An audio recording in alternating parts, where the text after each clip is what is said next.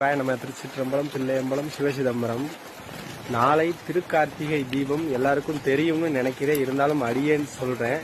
நாளைக்கு திருக்கார்த்திகை தீபம் வீட்டில் எப்படி தீபம் ஏற்றணும்னு அடியேன்னு சொல்றேன். எப்படின்னா, திருக்கார்த்திகை தீபம் என்றாலே திரு அண்ணாமலையார் தான் ஞாபகத்துக்கு வருவார்.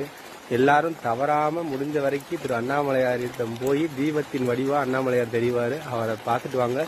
இருளாக இருக்கும் எல்லோரின் வாழ்வும் வெளிச்சமாக மாறிவிடும். அப்போ இன்னொரு விஷயம் சொல்றேன்.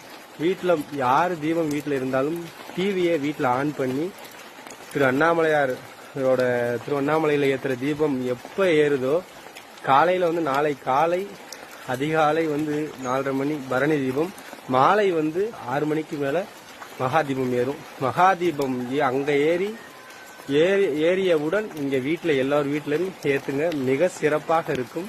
திருச்சிற்றம்பலம். இன்னொன்று, கவனமாக மலையில் பார்த்து கவனமாக